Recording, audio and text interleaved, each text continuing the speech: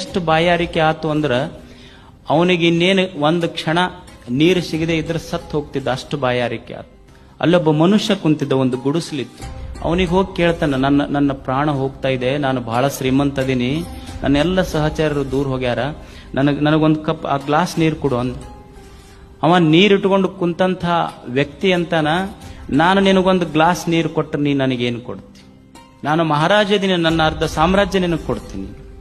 ಅವ ಅಂದ, ನೀನು ಅರ್ಧ ಸಾಮ್ರಾಜ್ಯ ಕೊಟ್ಟರು ನಾ ಒಂದು ಲೋಟ ನೀರು ಕೊಡುದಿಲ್ಲ.